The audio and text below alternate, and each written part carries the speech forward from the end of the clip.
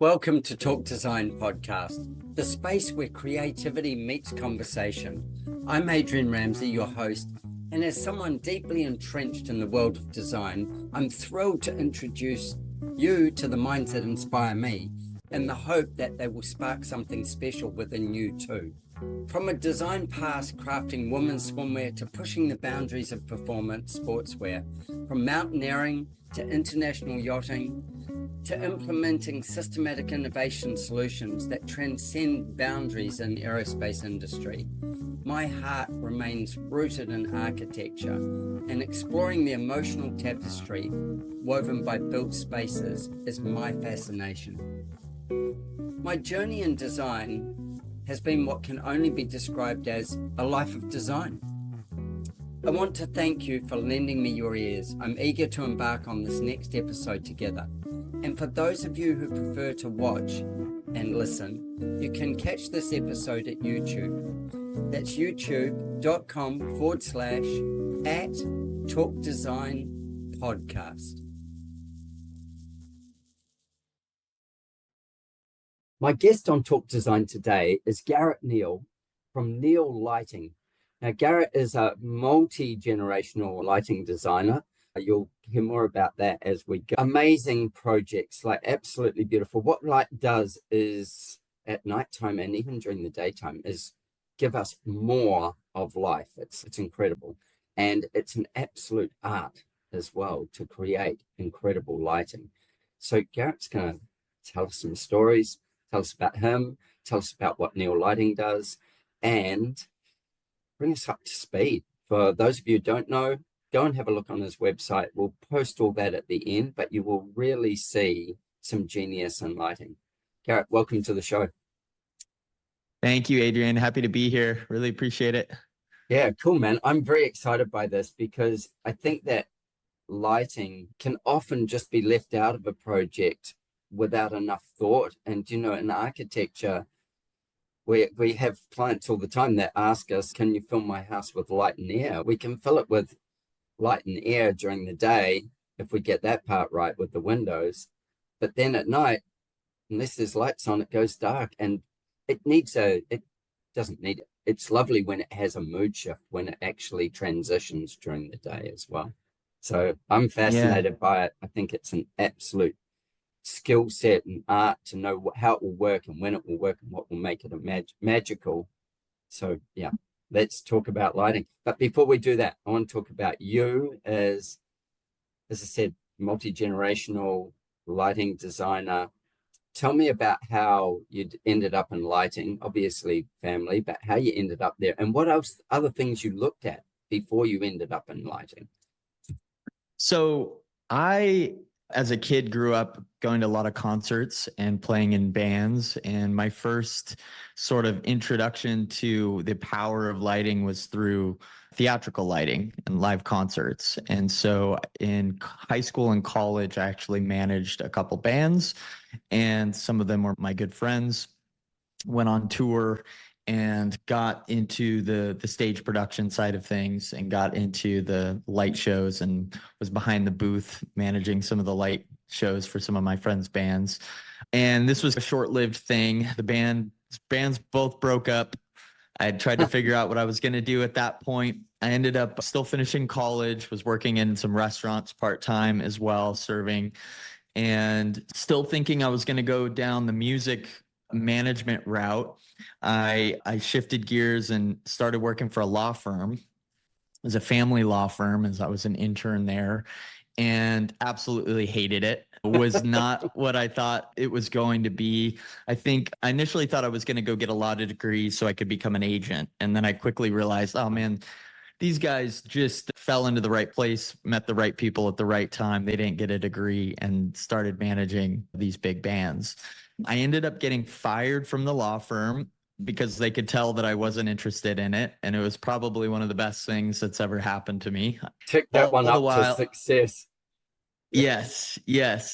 So then it was like back to the drawing board, trying to figure out what I was going to do. All the while, my dad had his company. He's a lighting designer and was pretty much a one-man shop at the time.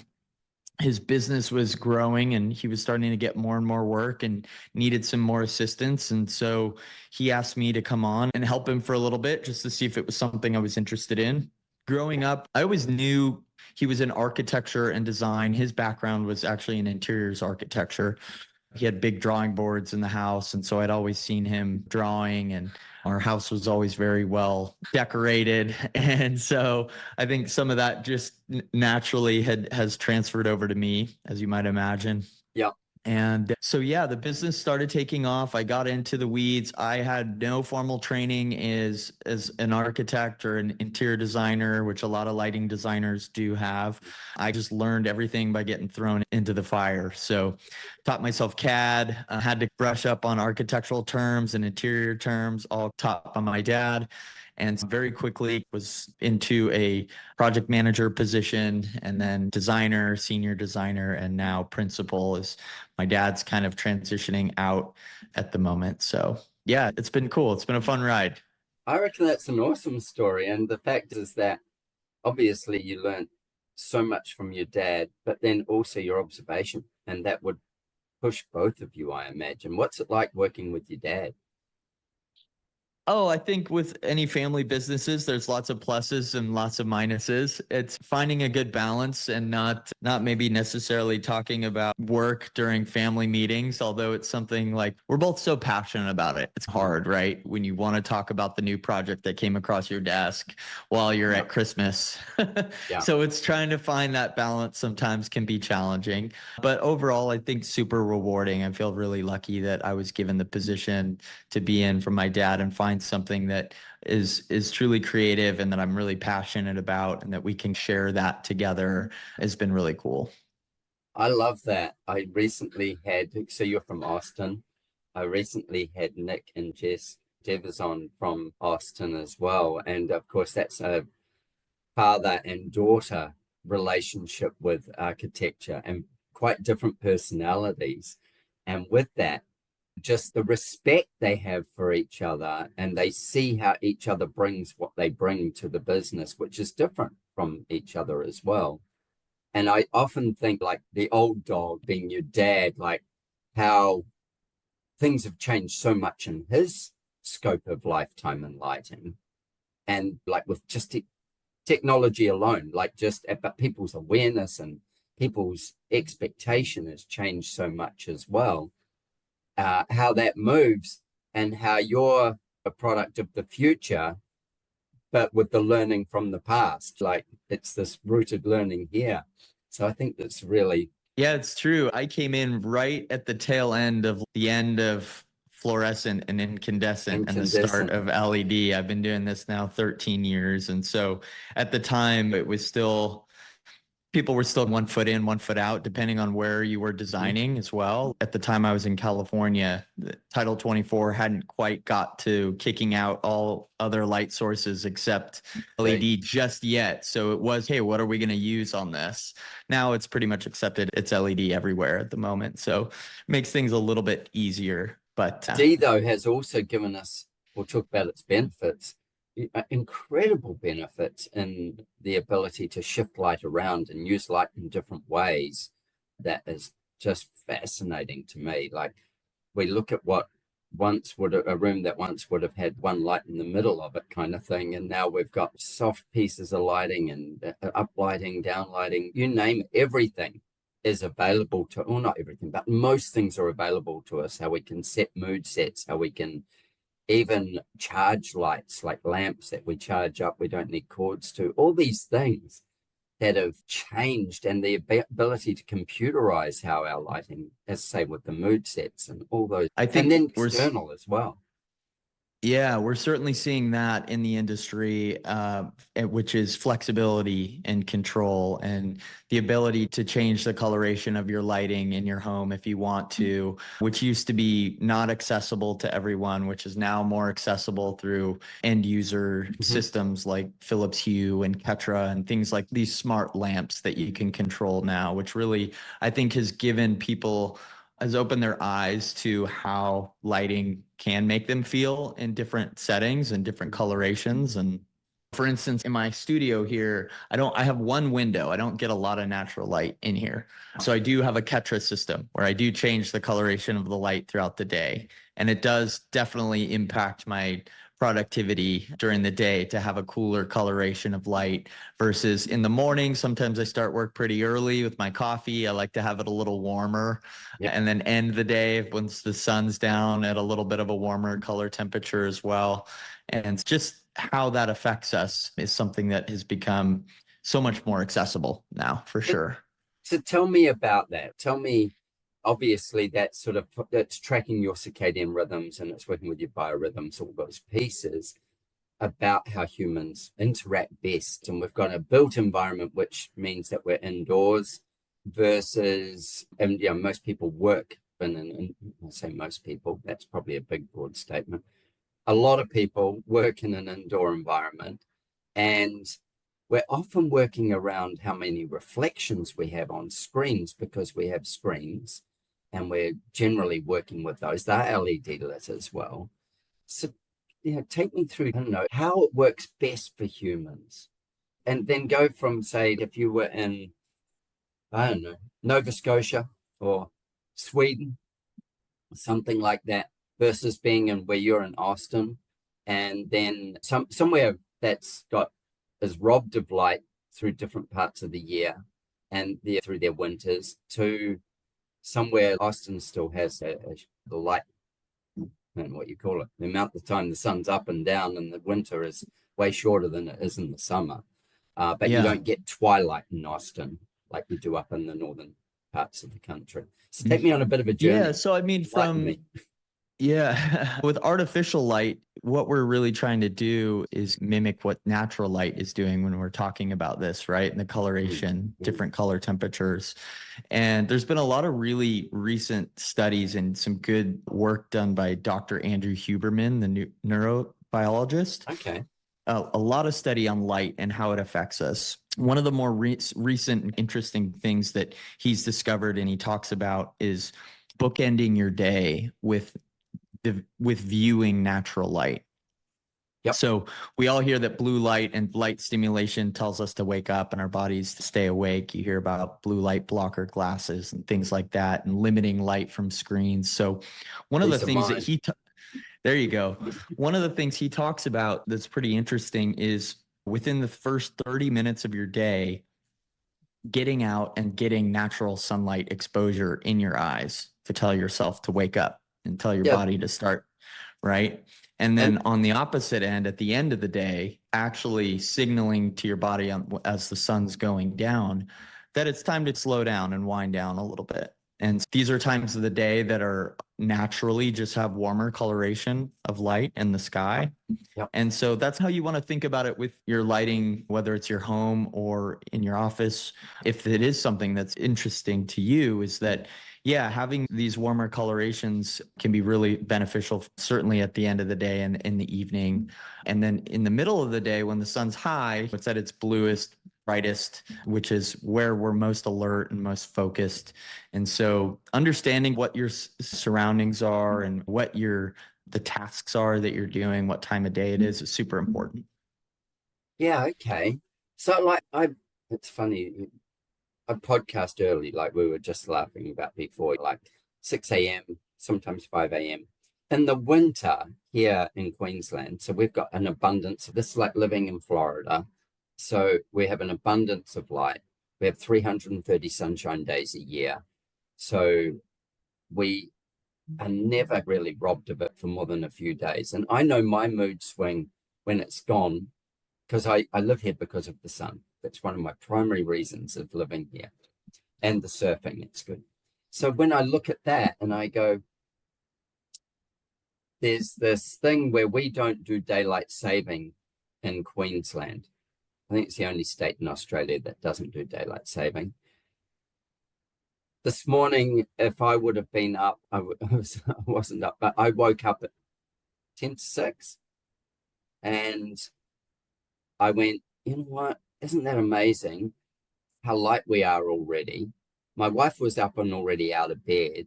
And I was like, so our sun had already risen by then. But in the winter months, Like I'll be doing a podcast or getting up and doing some work. The sun will be coming up like at maybe 7, something like that. And I'm usually taking a break if I've started at 5 around then. And so I will go and do that thing where, and it might have been Andrew Huberman's work that I was listening to that started this for me, but go and stare into that rising sun. And I'm lucky enough, I Mm, live on the hill and I can see out to the ocean and all the rest. And I stare into the rising sun because of mm. this. And they say, look directly into it. I'm like, do you know what happens then? What, like, and it supposedly sets you up for a better day, which I would attest to that it does, like a much Yeah. better day. I wish I knew more about that. Unfortunately, I'm just a dumb designer. I don't have much knowledge of the human brain as to what's happening there, but I know how important it is. Yeah. And interesting. And there's also a lot of studies about red light therapy coming out that's interesting as well. People standing in front of these kind of red light boxes. But I am more on the design side and architectural and interior side of things more than the science, although I do find it super interesting. I think that these two worlds are colliding. They're coming together. And that's where the genius of someone like yourself, that we've got science that we've never had before in detail. And then you've got the creative side of how light emotionally affects your mood, how shadows and light and all that work together. And we know that is also something that's absolutely a point of health and joy, just from the elevated joy that it brings and the intrigue that it brings, an emotional state there. And then we've got the physiology of it that kind of is, they're coming together at a huge rate. So I'm fascinated. Yeah, the cliche in lighting is that lighting design is the combination of art and science together. Yeah, So you do of have to have course. a little bit, you got to have a little bit of both. You got to have the Yeah. creative side and the engineering and the scientific side as well.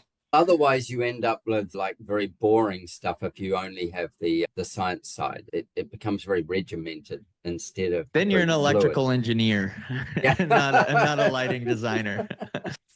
So tell me about, obviously the future of lighting has a lot to do with this being able to choose and have your mood sets or have your the warmth in the mornings, the warmth in the afternoons, that bluer light during the day, and the I buy a light bulb. Give me the example. I buy a light bulb.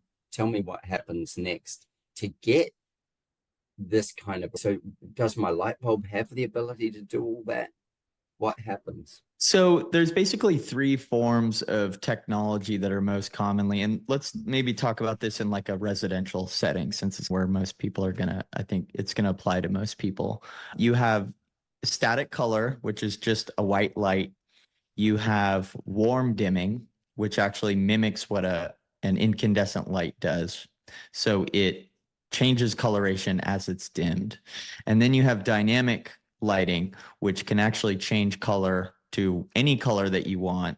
And so it's different technologies for each. And so there's not really a right solution. It's how you live. And Mhm. it's really dependent on the space as well, how much natural light you have in the space, how you use your lights. Maybe you don't use your lights during the day very often if you have a lot of natural light. So a system like we're talking about, changing the Yep. color to a cool, might not make sense for everyone. Mhm. So it's really personal. And we've been finding that now with the warm dimming technology, it's a little bit more, it's cost effective than Yeah. the dynamic color changing light. Mhm. It's a little easier as far as programmability goes as well. But it brings out that different characteristic of light. Whereas with LED, you dim it and you may want that moody kind of warmer scene at night, but you're still left with that same color that you do when it's all the way on, which was something that was very nice about incandescent lights, right? You could turn them up and have it at 1,000 Kelvin. And then as far as the coloration, and then when you dim it, having it more like a 2,200. Those are the three big options that people have. And so Again, no right answer there, but it's interesting that now people are end users, clients, homeowners are all becoming more and more aware of these technologies and are starting to ask the questions. We always ask them more questions about how they live to determine, at least for our designs, what's going to be the right choice for them. Yeah.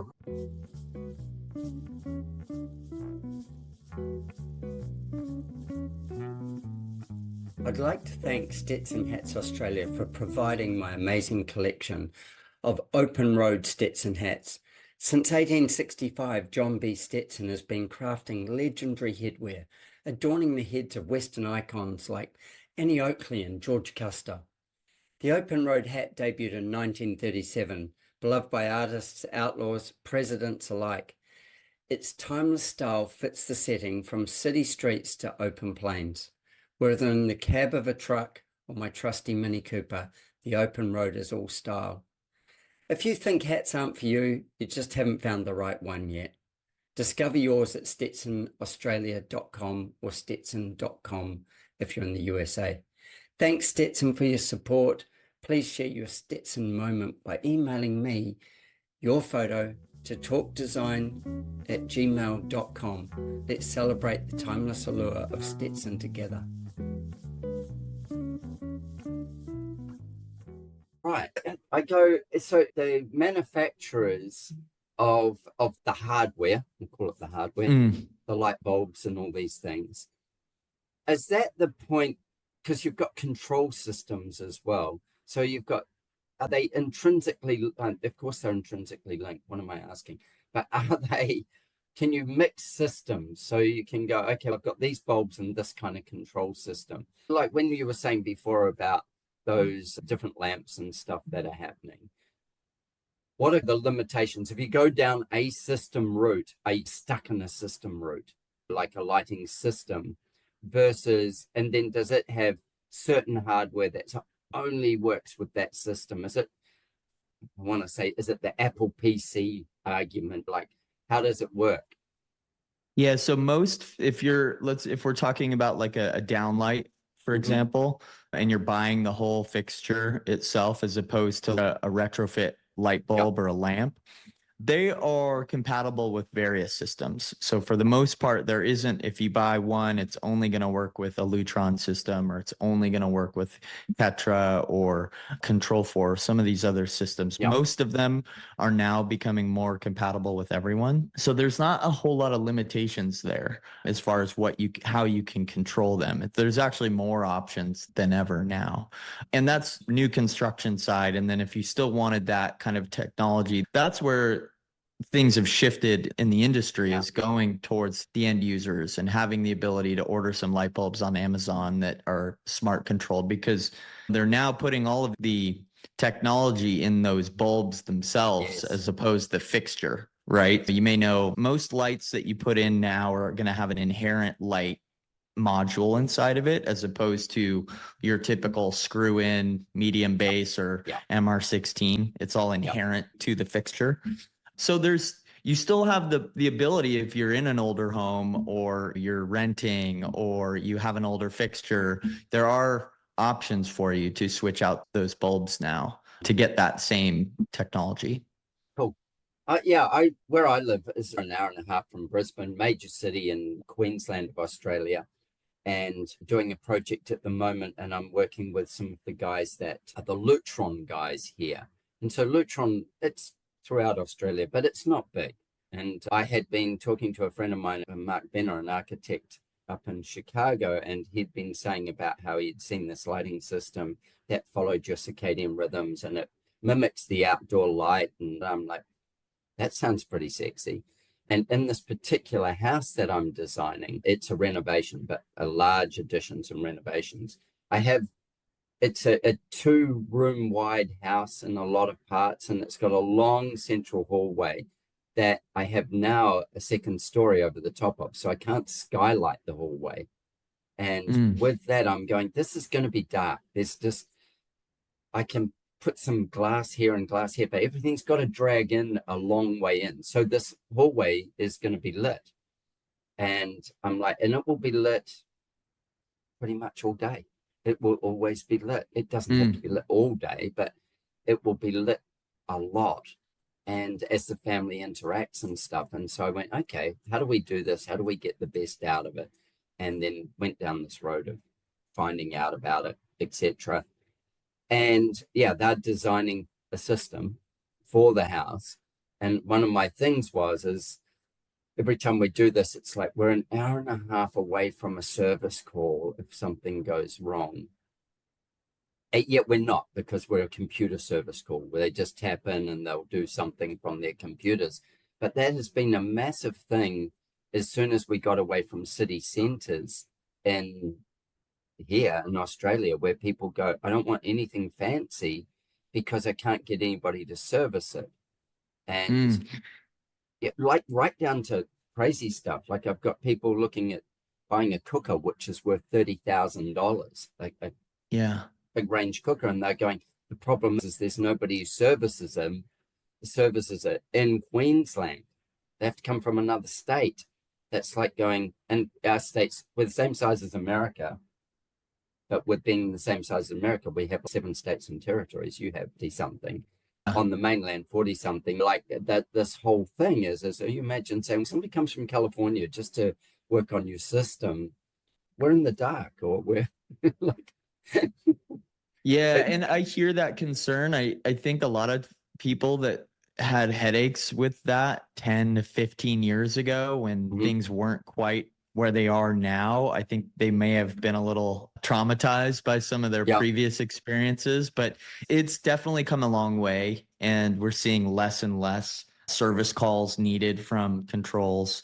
As long as it's coordinated correctly throughout the process and the clients are aware of how to access the system and use, it's pretty intuitive now with, if you mentioned Lutron using their apps, to where we haven't been experiencing a lot of issues luckily with that anymore. But it used to come up more as technology was evolving and people were getting more familiar with this, but it's been pretty robust now to yeah. where we don't have to worry about it too I much. encourage my clients to actually, that lighting is like a super important part about what we're going to be doing.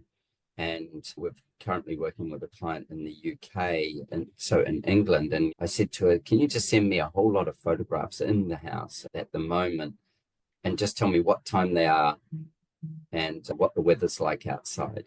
And so this morning I had 30 photographs and videos of different pieces of that, because I'm trying to get a read on just how much we're going to light the hell out of the place. That's without a doubt.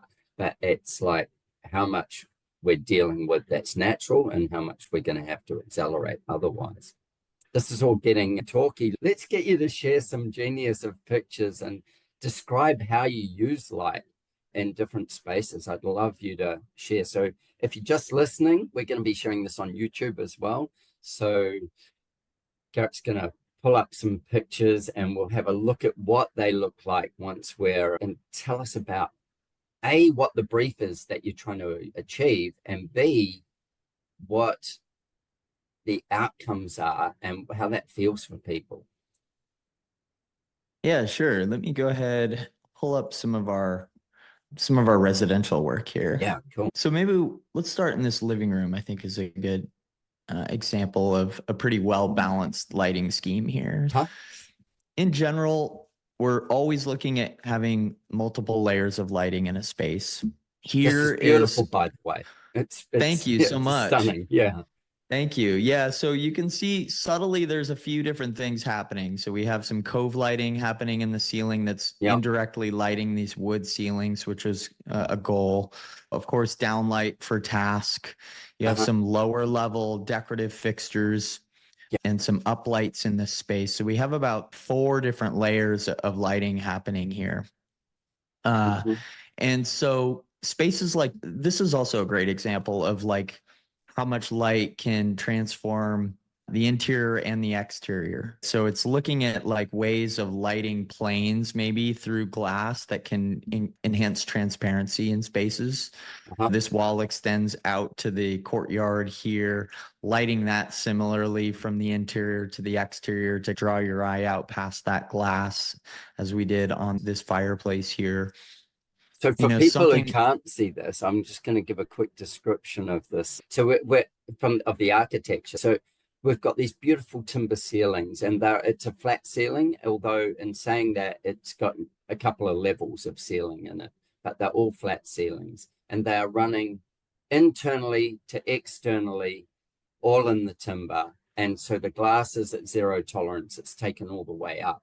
Then we've got some, I would say it's limestone walls and around the fireplace piece that Garrett was just saying about. And those have got uplight on them. So they're being lit from down low, and then they're shadowing all the texture of the limestone. And so you've got this warmth above, and you've got the sort of cool limestone looking floors, which are polished. And then you've got your textured limestone pieces like pillars running throughout the home, that we've got this long view down from a dining table through a fireplace that's open on three sides, and well, a three-sided firebox, and then through from that into a living room.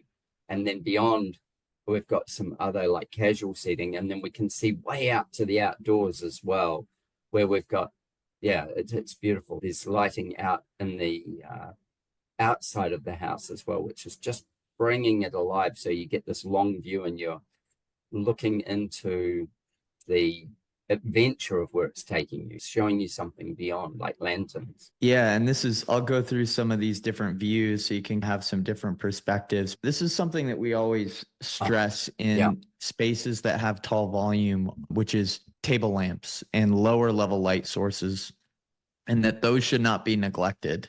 Oftentimes we have to convince some of our clients who are opposed to certain decorative fixtures and things like that to do things like this, because it Yeah. is such an important way to bring the lighting down to a lower level, more human scale. It's a much more relaxed level of light to lounge next to, especially in a space like a living room or TV room or Mm-hmm. den. So although we have some stuff happening way up on the ceiling, and we have some cove and the uplights accentuating that stone there, something as just simple as table lamps are something that, you know, shouldn't be neglected for sure. Yeah. Um, I'm a great believer at nighttime that we don't want so much overhead light. We want our, or go back, I saw a shower box there. We want the other one as well. There was one before that, I reckon, with some skylights. oh yeah. Yeah. Yeah. The, yeah, that in the nighttime, we don't necessarily want to over flood the room with light. We want to bring it down and be more intimate, and not in every space, but in a lot of the living spaces we're in. It just gives us Yeah, some. and it's still there's this aversion to downlights that I hear Mhm. all the time from people. And I get it, because a lot of times they've seen too many lights and they've seen design that's incorrect, Yeah, which makes sense. Where like a lot of people go, I hate downlights, and I hate a lot of downlights, but downlights are also needed for that layer. And at night, generally, yes, you don't want a ton of overhead light, but behind you where there's that fantastic art piece you may want lit, that is something you want to aim some of an accent light on. If you have a coffee table in the center, you may want a really tight spot optic on that coffee table to just make that table pop. yeah, And of course, you don't want to sit under a sea of lights, but they are necessary for those different accent moments. Everything with lighting has to be intentional. And that's our approach. That's why we probably ask more questions than any consultant on the project about what's happening on the landscape and the interiors and the yeah, exterior, and really understanding finishes so that we are putting light where it should go, and yeah, not just the shotgun approach by putting them all on 4 feet on center in a grid somewhere. yeah, yeah. So I love that fact that actually you're looking at the whole environment and then going, okay, how do people live? How are they going to, how are these people going to live? And then how's the architecture going to work? What are the finishes? And then how you respond to that. So it's in the right spot for the right thing. and lighting This, lighting is one of those things that's the unifier on the project for all the Mhm. different spaces as well. So we like in some of those previous images, looking at ways of lighting the interior and the exterior the same way that we can, and not neglecting landscape, and having it all tied together to tell a story. Yeah, I love that. I absolutely love that. Take me through this picture that you have here. Amazing marble, and then skylights as well as LED strip lighting. You go. It's Yeah. yours. It's So your jam, not mine. yeah, sure. Just a few different things. So we have the light on the underside of the vanity here. Yeah, There's a light cove on the back wall that is accenting this stone wall here. yeah. There's a decorative fixture over the sink.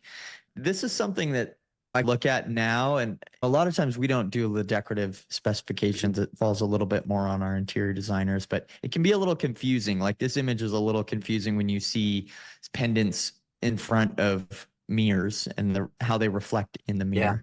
Yeah. This was more of a powder room. I wouldn't have recommended this for like an actual vanity light. Typically in bathrooms, good vanity lighting 101 is having two light sources. You have one at your face level, and then you have a downlight as well. And this Right. kind of evens your face out so that it's not shadowed in weird ways. Yeah. We had too many complaints on some of our hotel projects back in the day that women couldn't get their makeup on. So these were mistakes that we learned from and never made them again. It's a really key point. And we design, when we're designing homes, we often design in a space where women will be able to just sit and do their makeup. And then Mm, we will angle the mirror even in those spaces. It's not flat, we'll angle it. right. And then our lighting becomes super important as to how we light that for their face. And then again, this whole story of warmth. Are they going out at night or are they going out during the day? How's that lighting meant to match or simulate where they'll be with that makeup on? Like women that I know will go, oh, yeah, this is like my day face. And then I have a night face as well, where they'll adjust the tones of their skin colors and stuff at night, do more on their eyes, stuff like that, versus my wife's headed out the door to her office and she's got her day face on. But if we were going out to dinner, she would sit down and just touch up her makeup, change her eye makeup most likely. And how do you do that? Not how do you do that? How do you light specifically for that? Yeah, it's having those two sources, not just at your face, because sometimes even then you get shadow. You do want downlighting component to Uh-huh. it as well. Yeah. I'll show you one more, which I thought is something that is a lighting Oh, technique wow. we look at a lot, which is Hold on. If you're is not looking on YouTube, you've got to go to YouTube. This is it's absolutely stunning, but it's dramatic. Like it's got real drama to it, and you can see, yeah, it's got a photo of a woman at the end, a face of a woman, and then it's got the most beautiful timber work, and then lighting, and then almost like candles hanging from the ceiling. Go. yeah. So this is, I think, a great example of how you can guide a user through a space, Hmm. similar to Hmm. if you've ever gone to art galleries or Hmm. museums. These are techniques that can be used in homes and hotels and other project types as opposed to just museums. And I think it's something where we always look at what's at the end of axes. What's at Yeah. that the terminus, right?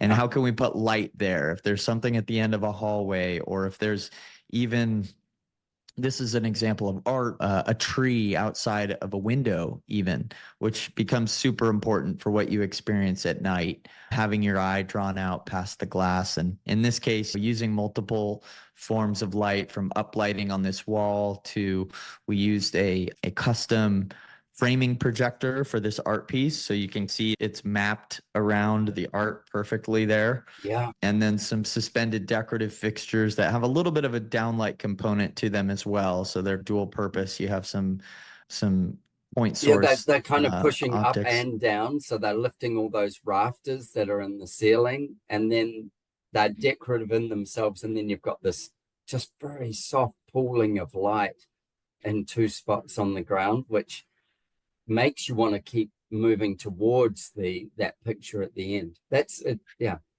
I'll But show you one those are more. sort of take your breath away moments. Like you walk in there and you feel like that you're going on this, you're being guided, you're being drawn into the journey. Yeah, you've got to show me some outdoor this is lighting just as well. one more example of that. This is a hotel project we did in Nashville, Tennessee, a really Yeah. cool boutique hotel. But I think What's this it is a called? great, this is called the Inn at South Hall. The Inn And itself. so it's a boutique style hotel. There's some bungalows and cabins up in the woods that you can stay in, as well as a main hotel with a farm on the property. So everything's grown there, which is pretty cool. They have a big lake that it's on. And Yeah. so this This was is worth actually an checking out. example of that too, guiding your eye down. Yeah. And this was actually a suggestion, like is a story of collaboration with how we collaborate with our landscape designers. Was there wasn't actually a tree planned for the end of this outdoor covered bridge slash barn. And so we're like, hey man, it'd be pretty cool if we could get something there, whether it's a tree or a sculpture or whatever, just to have a little light to draw your eye through. And Don't take it away yet. I want to ask questions yeah, about it. No, go back sure. to the other picture first. You made it bigger. Go back. Tell me Yeah. with this. So obviously, like you've used shadows so dramatically in this picture as well. Like I'm super excited. But you've got this gable end, single long hallway barn effect. I want to understand a bit more about the architecture in here as well. But then the doors are opened, but we've got this amazing shadow on the ground as well. Like how cars about 10 years ago started projecting their logos from the mirrors onto the ground when you go to the door. It says what kind of car it is. This amazing shadow that also sets the scene to drag you into here with a tell me how that's lit so That I have to say that one wasn't intentional. That's just a typical like barn style light. And on the inside it has, I don't know if you're familiar with the term jelly jar fixture, but oh yeah. yeah, so it has that kind of enclosure over the glass that's creating this almost Yep. crosshair effect on the ground. But that certainly wasn't something we intended on it, but it looks pretty cool. It really does. They like it makes a sense of arrival. It's not necessarily a point to stop, but it really just the outer landscape because of that big round curve. And then you've got the structure, like the architectural structure is strong and deliberate and very a form we all know, very agrarian. But then you've got this big soft curve there, and then this jelly jar lighting with the crisscross. And then your eye goes there, and then it goes straight to the back. Even though there's a lot going on with like beams and rafters inside, it goes straight to the back where you've got that back piece with the tree. You can zoom in on it now. Um, Yeah, this was really something. It started out, it's a covered bridge and they yeah. have events and things out here. So the the focus at first was like, hey, we just need functional lighting to get across this bridge. Mm-hmm. And after taking a look at the design that the architect had sent us, we were like, oh man, this ceiling is so beautiful. This is going to be this exposed wood with these rafters. We should get some lighting in here and uplight it. And so we had, again, two layers happening where you have these lower level path lights to light the ground and then some adjustable accent lights on this upper portion that indirectly light the ceiling. Yeah, no, that's stunning. That's really stunning. Thank you. Garrett, absolutely fabulous. I want to come back and talk more lighting with you in the future for sure. In the meantime, let's get this up on Talk Design and show people your genius and how projects can be played with. It is absolutely incredible. And also that I would love to get more kind of as in the future as we cross-pollinate, like what's happening with technology, what's happening with health, how those things are coming together, how you operate with it. I certainly think you've shown people a lot about why a good lighting designer makes a huge difference to It's something I always say that you don't notice until it's wrong. When Yeah, when lighting is good, it's one of yeah, those things that most people just feel. yeah. And it does affect all of us.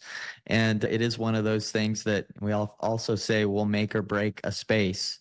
And so we're fortunate. We get to work with really talented architects and really talented interior designers. And we are chameleons in that sense, where we just provide the best solution for what their designs are going to be. But feel fortunate that people have a lot of people have a newfound appreciation for lighting. A lot of clients are coming to us directly now as well, understanding the importance of it. So it's a fun time. And yeah, we certainly have a lot of opportunities from a technology standpoint nowadays as well that make it really interesting.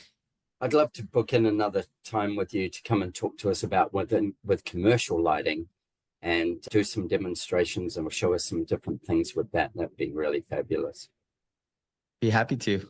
Cool, man. Thanks so much for your time. I really appreciate it. That's been All wonderful. right. We'll post all your stuff and I'll be in touch. Thanks, Adrian. Thank you for tuning into our conversation. I hope it left you both informed and inspired. Don't forget to subscribe wherever you listen. And please don't hesitate to share your design thoughts with me. It's always a joy to hear from you. If you're like me and crave a deeper dive into design thinking, coupled with a love for travel and adventure, consider one of my architectural adventures. Join me and some of my wonderful design friends and embark on a journey of a lifetime. Apply for an unforgettable design experience at adrianramsey.com. With our clients spanning the globe, I firmly believe behind every great project are great people. If you're a great person and seeking to turn your dream into a reality, I'd be honored to design your home with you. Why not join the ranks of our exceptional clients and let's make your heart sing? Reach out to me at studio@ardesignhouse.com. That's studio@ardesignhouse.com, and let's get a conversation going and make your heart sing.